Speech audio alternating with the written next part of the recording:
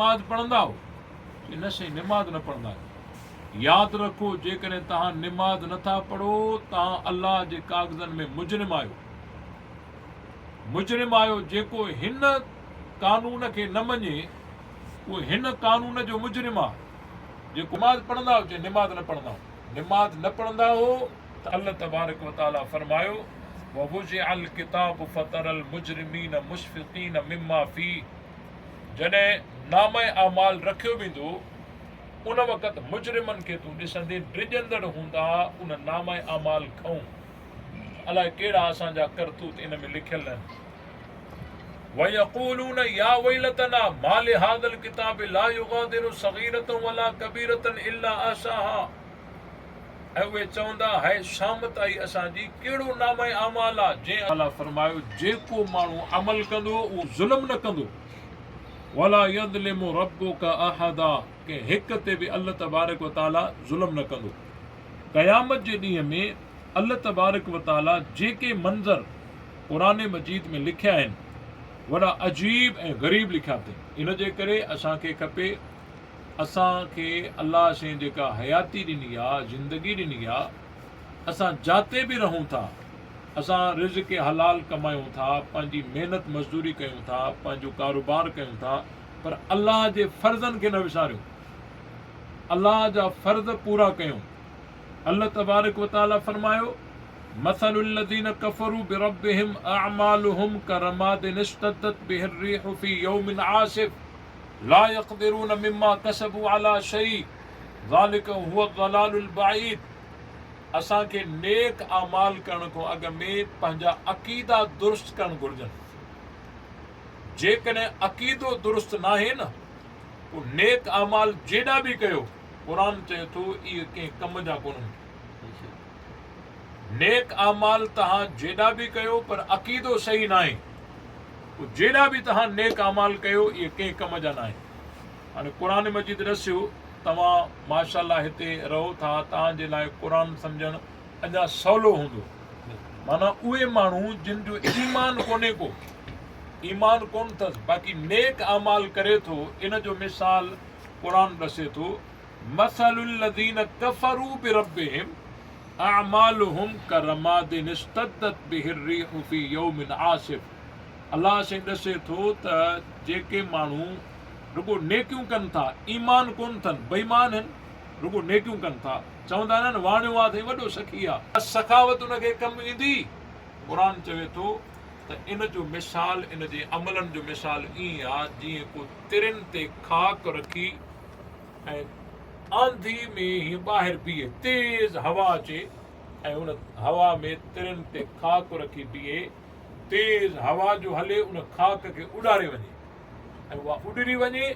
ला यक़दिरून मिम्मा कसबू अला शै, ऐं उहा खाक वरी गॾु करण ते हे क़ादिर बि न हुजनि। जेका खाक उॾरी वेंदी, उनखे को गॾु करे सघंदो? ईअं जेके बि माण्हू नेक में, उहे सभु उॾरी वेंदियूं, हे उनखे गॾु बि न करे सघंदा, उन्हनि जो कोई फ़ाइदो न थींदो। उन खां बाद में अल्लाह तबारक व तआला फरमायो, अलम तर अन्न अल्लाह ख़लक़ अस्समावाति वल अर्ज़ बिल हक़। छा न ॾिठो तो त बेशक अल्लाह तबारक व तआला पैदा कयो आसमाननि खे ऐं ज़मीननि खे हक़ सां। ई यशा युज़हिबकुम व याति बिख़ल्क़िन जदीद। जेकॾहिं अल्लाह तबारक व तआला चाहे, तव्हां सभिनी खे ख़तमु करे छॾे, जेके अल्लाह जी नाफ़रमानी कनि, सभिनी खे ख़तमु करे छॾे। व याति बिख़ल्क़िन जदीद, ऐं अल्लाह से नई का, अल्लाह ते मुश्किल कान्हे का, अल्लाह से करे सघे थो। व बरज़ू लिल्लाहि जमीआ, क़यामत में सभु अल्लाह जे साम्हूं पेश थींदा, सभु अल्लाह जे साम्हूं पेश थींदा, मर्द औरतूं, नंढा वॾा, अमीर ग़रीब, सभु अल्लाह जे आॾो पेश थींदा, हिसाब किताब ॾींदा। हाणे हिते हिकिड़ी ॻाल्हि सम्झो, असां खंधो खणंदा आहियूं, ॿाराड़ियुनि में ॻोठनि में थींदो आहे, बाबा दुकानदार वटि असांजो खंधो आहे, खंधो चवंदा आहियो न तव्हां, सॼो महीनो असां सौदो खणंदासीं, पहिरीं तारीख़ असां वरी हिसाब छॾाईंदासीं। पोइ जंहिं महिल बि असां सौदो खणंदा आहियूं त उन जे क़ीमत खे बार बार मालूम कंदा आहियूं त एॾी का महांगी शइ त न आहे जो सुभाणे असां ॾेई बि न सघूं। शइ उहा खणबी जंहिंजा पैसा बि असां ॾेई सघूं। ईअं असांखे यकीन हुजणु घुरिजे त हिकु न हिकु ॾींहुं अलाह जे आॾो असांखे हिसाबु ॾियणो आहे। पोइ जेकॾहिं गुनाह कयूं था त भले कयूं, जे असां गुनाह जो अज़ाब, अलाह जो अज़ाब कयल तयारु कयल जेको अज़ाब आहे वॾो दर्दनाक आहे, उहो को बि बर्दाश्त करण जी ताक़त नथो रखे। इन जे करे असांखे खपे असां अल्लाह तबारक व ताला खे राज़ी कयूं। वबरज़ू लिल्लाहि जमीआ, सभु अलाह जे आॾो हाज़िर थींदा। फ़क़ाल الضُّعَفَاءُ لِلَّذِينَ اسْتَكْبَرُوا إِنَّا كُنَّا لَكُمْ تَبَعًا فَهَلْ أَنْتُمْ مُغْنُونَ عَنَّا مِنْ عَذَابِ اللَّهِ مِنْ شَيْءٍ। उते जेके काफ़रनि जा पोइ लॻ हूंदा न, काफ़रनि जा पोइ लॻ उहे पंहिंजे लीडरनि खे चवंदा त असां दुनिया में तव्हांजे पोयां हुयासीं। लीडरनि खे चवंदा त असां बि तव्हांजा पोइ लॻ हुयासीं, हाणे अलाह जो अज़ाब आयो आहे, तव्हां असांखे अलाह जे अज़ाब खां बचाए सघो था? उहे लीडर काफ़र जेके हूंदा उहे पंहिंजी रईयत खे जवाबु ॾींदा। क़ुर लिखियो आहे, क़ालू लौ हदान अल्लाहु लहदैनाकुम। उहे चवंदा असांखे हिदायत मिले हा त तव्हांखे ॾियूं हा न, असां बि गुमराह, तव्हां वरी असांजा पोइ लॻ हुयो। सवाउन अलैना अजज़अना अम सबरना मा लना मिन महीस। अल्लाह से फरमायो हाणे बराबरि आहे असांजे मथां, असां गल घोड़ा कयूं या न कयूं, सब्र कयूं, जहन्नम को निकिरण जो को बि रस्तो कोन्हे। पोइ वरी उहे सभु जेके काफ़िर हूंदा उहे चवंदा असां पंहिंजे वॾे सरदार ॾे हलूं। वॾो सरदार कहिड़ो? शैतान। पोइ शैतान वटि ईंदा, शैतान खे चवंदा असां तुंहिंजा जमायती हुयासीं, तूं असांखे चयो हे कमु कयो, तुंहिंजे चवण ते असां उहे कमु कयासीं, हे कमु कयासीं, हे कमु कयासीं, हाणे जो अज़ाब असांखे अची पकितो आहे, छा तूं असांखे छॾाए सघंदे? पोइ शैतान बाहि जे मिंबर ते बीही हिकिड़ो वाइज़ कंदो, तकरीर कंदो। अलाह से उहा शैतान जी तकरीर क़ुर में लिखी आहे। अल्लाह तबारक व तआला फरमायो वकाल शैतान। अवां अरबी त अवां जे लाइ हाणे मां सम्झां थो सवली थी वई हूंदी।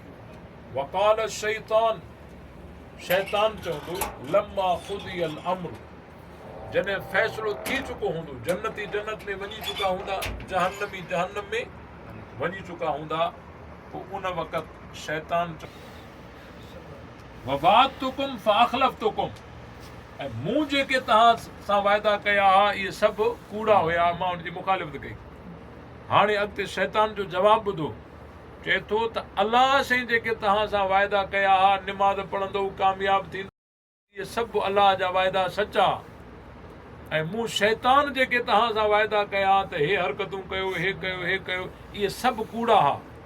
हाणे शैतान थो चवे वमा कान ली अलैकुम मिन सुल्तानिन इल्ला अन दअउतुकुम फस्तजबतुम ली फला तलूमुनी वलूमू अनफुसकुम।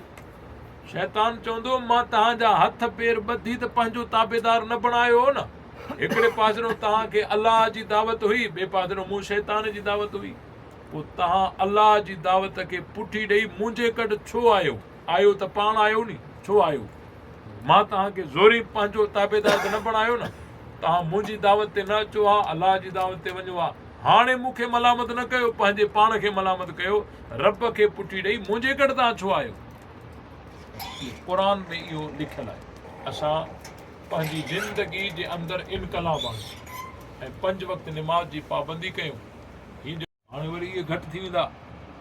तव्हां इन शइ खे ॾिसो, इन शइ खे ॾिसो त दुनिया में असांजे मथां FIR दाख़िल थी वञे, असां उन FIR खे ख़तमु करण जे लाइ केॾी वॾी रक़म ॾियण जे लाइ तयारु थी वेंदा आहियूं। असां जेके बि गुनाह कयूं था इहे अलाह जा मथां केस दाख़िल थियनि था। असां फजर निमाज़ न पढ़ीसीं, अलाह जो केस दाख़िल थी वियो।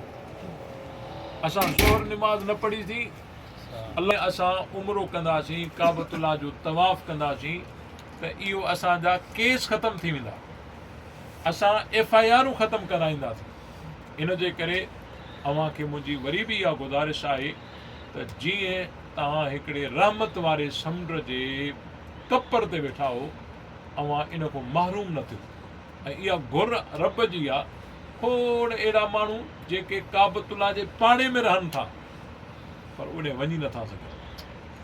ऐं खोड़ अहिड़ा माण्हू जेके अलाए दुनिया जी कुंड कुड़छ में रहनि था, उतां फिरी अचनि था। ऐं उन खां बाद में काबतुल्ला जेको आहे, इहा उहो मक़ाम आहे। तव्हांखे इहा ख़बर आहे त क़िबलो छा आहे? क़िबलो जेको आहे, उहो जेको हे काबतुल्ला जी शक्ल आहे न, इहो क़िबलो न आहे। इहो त हिकिड़ो उनजो निशान आहे।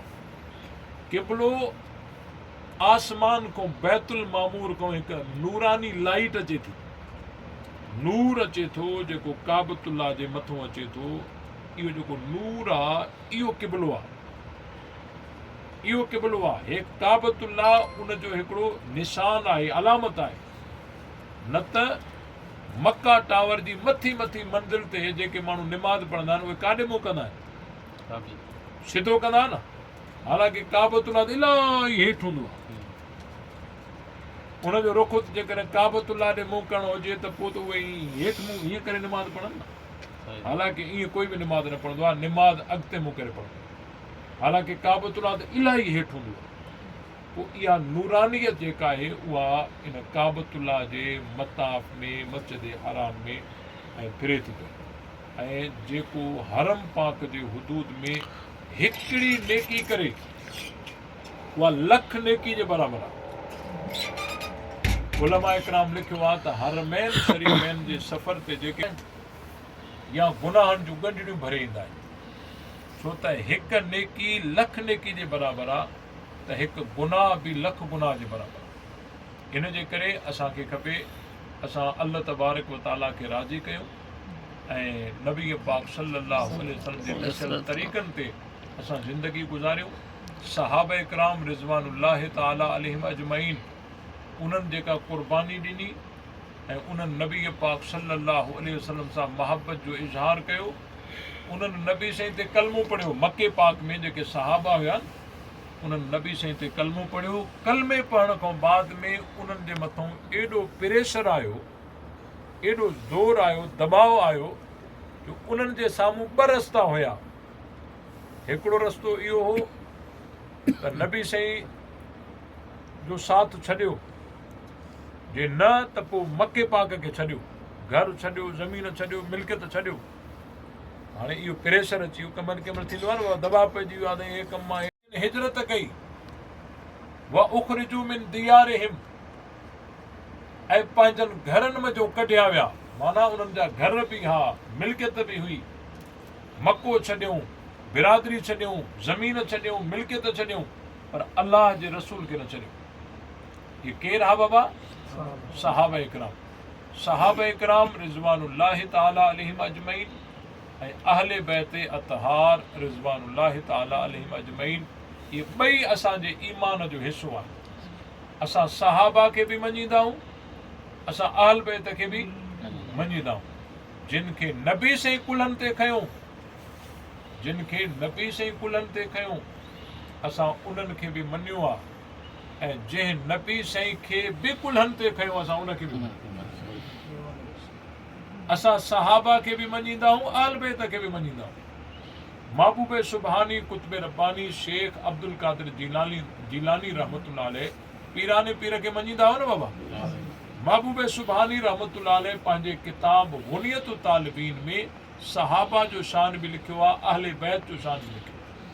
असां सहाबा इकराम खे बि मञींदा आहियूं, अहल बैत खे बि मञींदा आहियूं।